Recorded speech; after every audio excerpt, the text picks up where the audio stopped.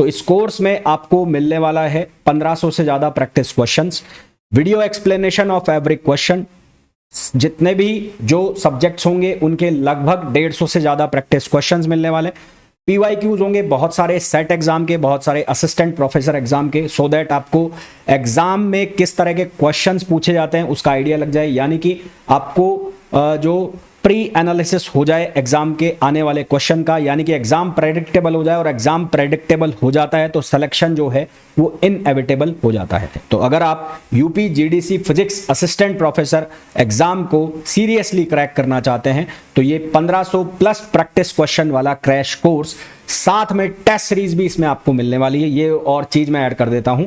तो ये best preparation tool होगा आपकी प्रिपरेशन के लिए। कोर्स की जो डिटेल है वो आपको डिस्क्रिप्शन में मिल जाएगी।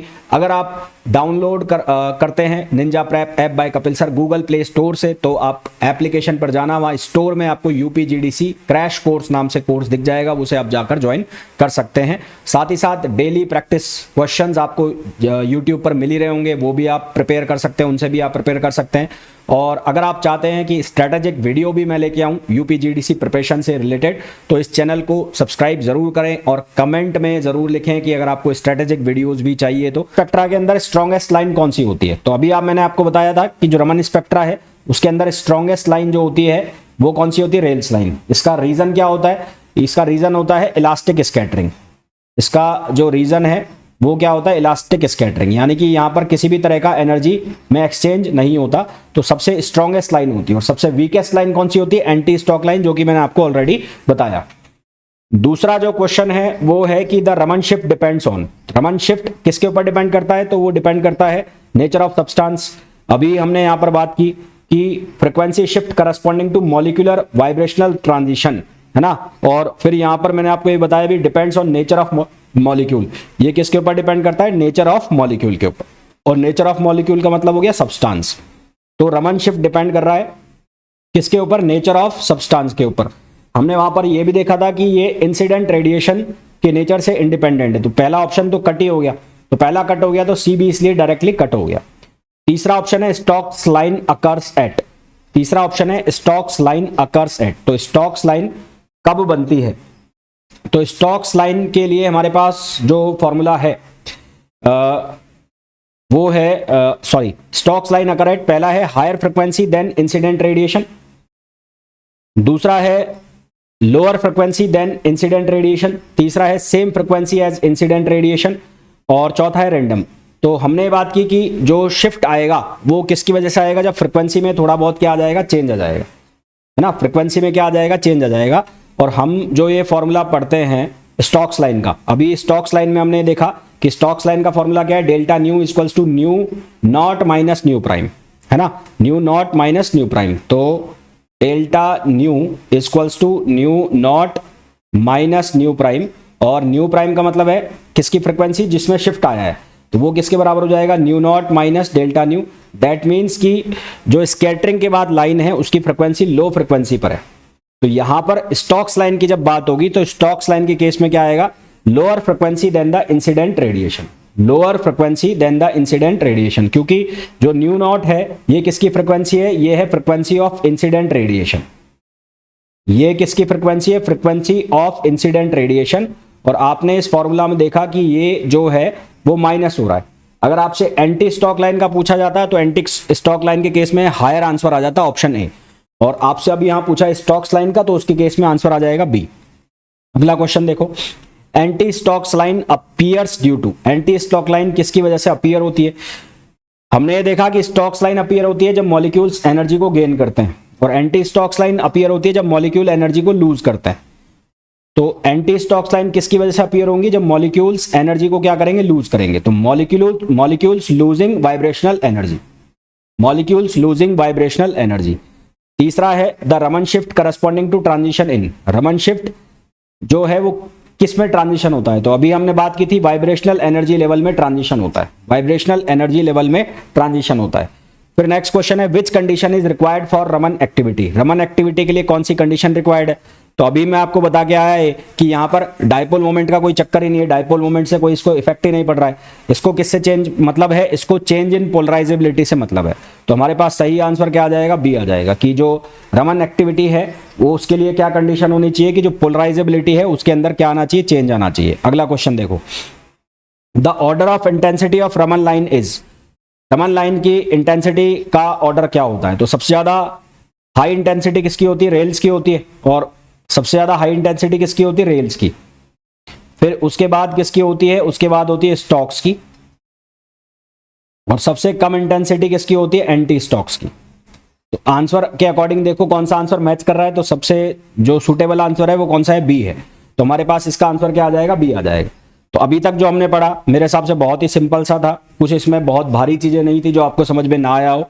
सिंपल सिंपल क्वेश्चन है, एग्जाम में किस तरह के क्वेश्चन पूछे जाएंगे आपसे, किस तरह के आपसे क्वेश्चन पूछे जा सकते हैं, ये सारे के सारे मैंने आपको यहाँ पर। रोटेशनल रमन स्पेक्ट्रा कौन सा सिलेक्शन रूल फॉलो करेगा, तो ये करेगा डेल्टा जे इक्वल्स टू 0 ± 2।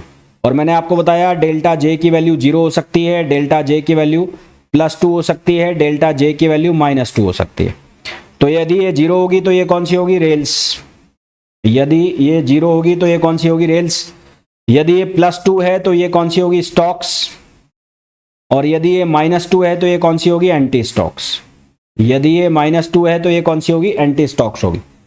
फिर spacing between 2 adjacent rotational Raman lines, दो लगातार रमन लाइंस के बीच का जो डिफरेंस है वो कितना आया था, वो आया था 4b। कितना आया था, 4b। दो लगातार जो रमन लाइंस है उनके बीच का डिफरेंस कितना आया था, 4b। रेल्स लाइन और फर्स्ट रोटेशनल रमन लाइन के बीच का डिफरेंस कितना आया था, 6b। अभी आपको डायग्राम में बताया था, तो वो डिफरेंस कितना आएगा, 6b आएगा। फिर distance between first stock and first anti stock, first stock और फर्स्ट एंटी स्टॉक के बीच का जो डिफरेंस आया था वो कितना आया था, 12b। Which molecule show rotational Raman spectrum but not microwave rotational spectrum. तो माइक्रोवेव रोटेशनल स्पेक्ट्रम कौन शो नहीं करेंगे, तो होमोन्यूक्लियर शो नहीं करेंगे, पर होमोन्यूक्लियर क्या शो करेंगे, रोटेशनल रमन स्पेक्ट्रा। क्योंकि रोटेशनल रमन स्पेक्ट्रा किसकी वजह से आएगा, पोलराइजेबिलिटी में चेंज की वजह से आएगा। तो CO जो है वो शो करेगा माइक्रोवेव, तो ये आंसर नहीं होगा। HCl माइक्रोवेव शो करेगा, NO माइक्रोवेव शो करेगा। H2 जो है वो माइक्रोवेव रोटेशनल स्पेक्ट्रा को शो नहीं करेगा, पर रमन स्पेक्ट्रा को शो करेगा। तो इसलिए हमारे पास सही आंसर क्या आ जाएगा, C आ जाएगा। तो इसका जो सही आंसर हमारे पास है वो क्या आ जाएगा, C आ जाएगा। अगला क्वेश्चन देखो, for vibrational Raman spectra harmonic oscillator के केस में सिलेक्शन रूल क्या होगा, तो ये क्या होगा, वाइब्रेशनल क्वांटम नंबर का जो चेंज है वो +-1 के इक्वल होगा। फिर नेक्स्ट क्वेश्चन देखो, the spacing between consecutive rotational Raman lines depends on. Rotational Raman lines के बीच की जो स्पेसिंग है वो किसके ऊपर डिपेंड करती है, तो वो डिपेंड करती है रोटेशनल कांस्टेंट। रोटेशनल कांस्टेंट को हम किससे लिखते हैं, बी से लिखते हैं, तो उसके ऊपर वो डिपेंड करती है। अगला क्वेश्चन देखो, Raman activity requires, Raman activity किसकी में क्या रिक्वायरमेंट है, तो चेंज इन पोलराइजेबिलिटी। क्या रिक्वायरमेंट है, चेंज इन पोलराइजेबिलिटी। एक मिनट रुको भाई, पानी पी लूं।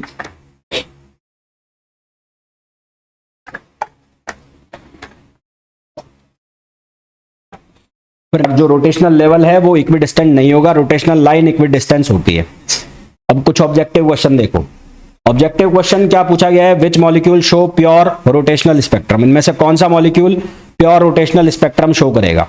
हम ये ऑलरेडी डिस्कस कर चुके हैं, जो होमोन्यूक्लियर होंगे वो रोटेशनल स्पेक्ट्रम शो नहीं करेंगे। तो N2 जो है वो होमोन्यूक्लियर है, O2 जो है वो होमोन्यूक्लियर है, H2 जो क्या है होमोन्यूक्लियर है, तो ये तीनों शो नहीं करेंगे। कौन शो करेगा, जो हेटेरोन्यूक्लियर है। तो हेटेरोन्यूक्लियर कौन हो गया, C। तो ये क्या शो करेगा, ये रोटेशनल स्पेक्ट्रम शो करेगा। नेक्स्ट क्वेश्चन है, the selection rule for rotational spectrum is. Rotational spectrum के लिए सिलेक्शन रूल कौन सा होगा, तो ऑलरेडी हमने डिस्कस किया, डेल्टा जे इक्वल्स टू +-1, ये इसका सिलेक्शन रूल होगा।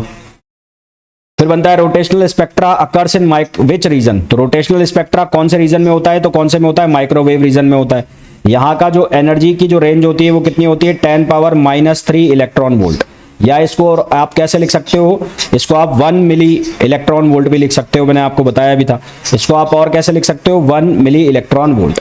अगर इसकी जगह माइक्रोवेव वेव की जगह फार इंफ्रारेड रीजन होता तो आप वो भी चूज करते, है ना। और दोनों ऑप्शन में होते तो फिर A और B ऑप्शन में पक्का आता। फिर अगला है spacing between adjacent rotational lines. तो एडजेसेंट रोटेशनल लाइंस के बीच में जो स्पेसिंग है, तो अभी हमने देखा जो स्पेसिंग बन रही थी वो कैसे बन रही थी, ये 2b था, ये 4b था, ये 6b था, तो इस तरह से डिफरेंस आ रहा था।